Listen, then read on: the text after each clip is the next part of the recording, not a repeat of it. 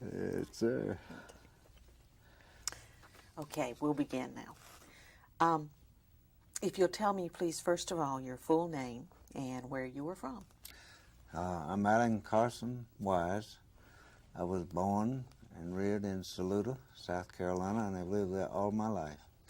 And when were you born? In August of 1918. So that makes you about 73. 73. Dr. Wise, tell me, first of all, how you came to be in World War II. Well, the war, of course, began at Pearl Harbor, and I was in medical school at the time. They accelerated our educational process so that we finished in the spring of 1943. And I had applied for an internship at Columbia Hospital and came to Columbia Hospital on a rotating type internship there. But after, it's supposed to go 12 months, but after 9, the Army sent for us and sent us to a good group of us at Columbia Hospital to the Medical Field Service School in Carlisle Barracks, Pennsylvania, and then sent us out to our various assignments. And you were with which company? I was sent, ultimately I landed at Camp Swift, Texas, where I joined the 2nd Battalion, 405th Infantry of the 102nd Division. And this was in 1944? This was in 1944. Okay. If you'll try to remember back to that time, and you're in the service, and you're in this country, you're still in America, what were you hearing about the war in Germany? Were you hearing about any of the atrocities? Were you hearing? I can't recall that we were. Of course, we were very interested in the war because we realized that sooner or later, if things didn't turn out well, that we would have to go over and participate in some of the combat. But I don't recall, I can't recall much about atrocities. As a matter of fact, I can't recall that atrocities ever had much meaning to me until I witnessed one. Okay, let's move on to that then. You were a doctor in the Army. I was the medical man for an infantry battalion, the 2nd Battalion of 405th Infantry. And the incident that you witnessed took place where? Near Gardelegen, Germany. It happened in April of 1945. The war was approaching its end. All units of our army had crossed the Rhine and were rushing pell-mell for the Elbe River.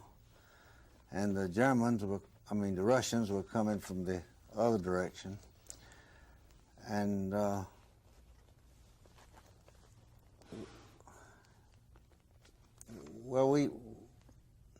lost my train of thought. That's quite all right. You were rushing for the Elbe River. And we were just traveling mostly in convoy and not meeting much resistance. I looked it up today. On the 13th of April, which was on a Friday, our unit ran into our advance guard, and they had been ambushed and were all lying dead on the side of the road. We stopped there shortly afterwards, and prepared the next morning. We had been ordered to take the town of Gardelegen, Germany, which had a Luftwaffe airport nearby. The next morning, we deployed in sort of combat formations, and we did meet resistance, and we had about a 7-hour fight on our hands, mostly from nondescript German soldiers, I think, and using machine guns and rifle fire and direct fire ack-ack. Casualties were not real heavy, and after about 7 hours on that date, that was on Saturday, there was a negotiated surrender, and we moved on into the town of Gardelegen and to the military airport. We spent the night there. The next morning, when some of our patrols and units were out policing up and looking around, scouting around, and they ran across this barn, which was not far from the airport. And there they found a horrible scene. They found a barn sitting on a hill, a large barn, a masonry barn. It had brick foundations. And inside that barn, they found a large number of people who were emaciated people who were obviously prisoners of some sort or another, some of whom had on the striped prison uniform, some didn't. And they had been burned to death inside that barn. Around that barn, they had, in some fashion, they had dug graves. The Germans had the prisoners, I think they determined, dig those trenches for mass burial later on. But our getting there as soon as we did, they had to leave. Now, all this was done according to what information we got by German SS troops, and not by the troops who had engaged us in combat the day before. And they were no longer on the premises. They had partied and were gone. We didn't get them. They did find 7 survivors. The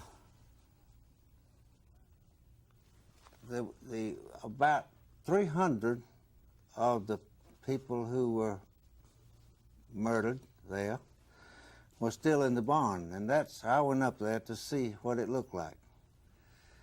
And I saw these people all piled up at the doorways where they had been with their hands trying to tunnel out of that barn. This barn was approximately 100 feet long and 50 feet wide. I don't know how they got 1,000 of them in there, but that's what it turned out to be. But at any rate, I saw these people piled one right on top of another. They were burned badly, but I got the impression that more of them suffocated than actually burned to death. I say 7 of these people had survived, and one was told a story that we can talk about if you wish later, or whenever you wish. But I didn't stay long. I saw enough to turn my stomach, and I didn't care to look at it any longer. It was not the kind of thing that you want to look at. Particularly as a doctor. Yeah. Used to saving life, and there was nothing you could do to help any of these people, right? They were all dead. The ones who survived had been sent to someplace else by, I don't know where they went, but they were not evacuated through military channels. I suppose they were sent to institutions within the town of Gardelegen. But I say they did, 7 of them did survive. There were one outside in these trenches. The Germans had taken some of these people who had burned to death and deposited them in these trenches, and it was their intention to cover them up. And of course, I suppose if that had happened, then there would have been anything known about it. But we got there just a little too early, and they had to leave. But, you have some pictures there. Would you like to? Yes, I brought my division history, and I think it's hard it's hard to believe what it looked like. This was at the door. This is a barn. This is a picture of the barn. This is a picture of the trenches that were dug around there where the bodies were supposed to be deposited and buried in mass. And these two pictures are pictures at the doorways of these piled up bodies of these poor people, and they were all emaciated, slave laborers and what have you. But it was just a horrible scene. It was just beyond my I can't describe it, and it's not the kind of thing that I cared about watching or looking at. Our general, the next day, this was on Sunday when this was found, and he sent into town and got the burgomaster and had him assemble all of the people that they could get at the town of Gardelegen out at this spot at the barn, and he showed it to these people. He made them look at it, all that he could get out there. And then he ordered these people to take each one of these bodies and prepare it in some fashion and to bury it in an individual grave. And this is a picture of the services they had after the citizens in Gardelegen had taken all of those 1,016 survivors and buried each of them in an individual grave. 1,016. 1,000. I mean, survivors. Hey, I mean, people who had died, not survivors. 1,016 victims. Yeah, victims. And he made them promise to keep perpetually care for these graves. I don't know how well that promise has been kept, but.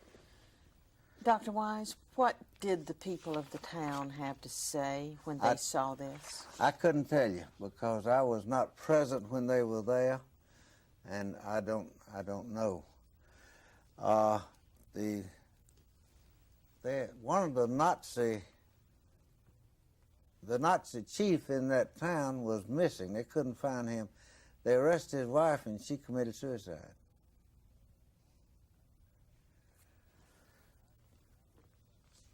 But I don't know about the people. I suspect few of them were surprised. Maybe, I don't know, because Gardelegen is not that big a place, and I'm sure that by that time, and I say the war was approaching its end, no matter what they thought in the beginning, I think they were beginning to see the truth of the matter, and I suspect a lot of them had been misled. But I couldn't give you their reaction. I don't know.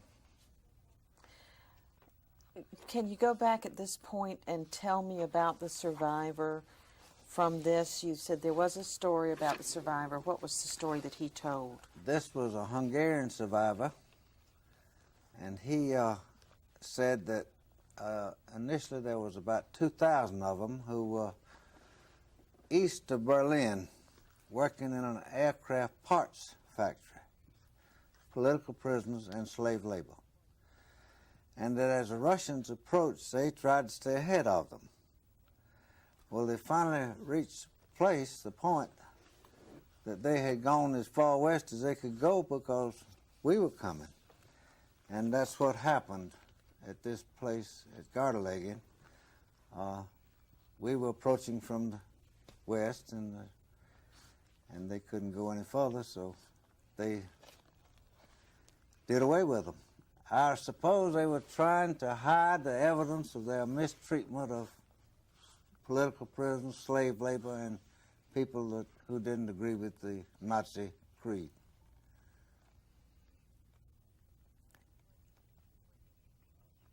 Were these people Jewish people, or were there other citizens as well? Not all of these people were Jewish. There were some Jewish, and you can see that because on these crosses you see the Star of David here scattered throughout this cemetery.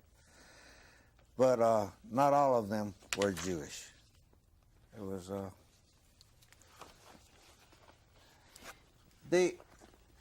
this, you know, the Holocaust, when I think of the Holocaust, I think of a planned process of elimination of the Jewish people. So many walk through the gas chambers today and so many tomorrow and go out and get some more. And that, to me, is what I thought of the Holocaust.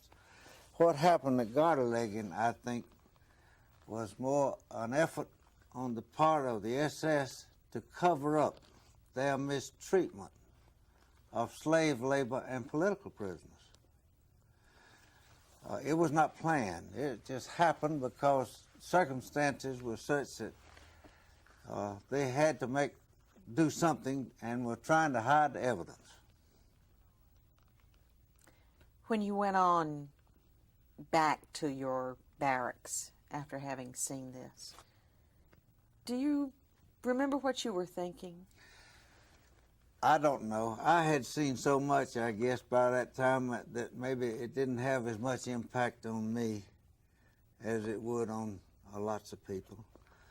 But it was, I don't have the words to describe the horror of it. These people were scratching with their bare hands, trying to dig out and tunnel out under this doorway. And that, as a matter of fact, is how several of them got out. But I say I didn't spend much time. I saw it. I saw what had happened, and I didn't feel like it was something that I cared to witness any longer. You finished the war in Germany? Yes, the war was over a couple of months later. And I came back. I was discharged from the Army in January of '46. My mother died, and I think that's, I didn't have enough points. I was all ready to go to Japan. But fortunately, I didn't have to go. Well, it worked out. I didn't have that much time, so my congressman pulled a few strings. When you came back home, did you talk about the incident at Gardelegen at all? No. Did you talk to... I felt like Gardelegen was just like one flea on a dog's back. Because we had, in the Stars and Stripes, we knew that they had death, places where they put people to death by thousands. So Gardelegen, to me, even 1,000 people at that particular time I suppose didn't register on me. But now that I think about it, today it seemed worse to me than it did then, I suspect. Once you came back and everyone was talking about the other atrocities, what was it like in this country at that point? In this country after the war? Yeah. What was it like here? Were people just horrified? I don't know. I can't judge. I didn't talk about it, and I don't recall ever having talked with anyone about it. If they had seen it, they would have been. But it's hard to imagine 300 people in piles trying to get out of a flaming building. And there were 1,000 in there. And I don't see how he got 1,000 in there, but we counted them, or they counted them. Do you have anything else that you would like to say at this point? I don't know of anything more that I can tell you, unless, well, I really don't know.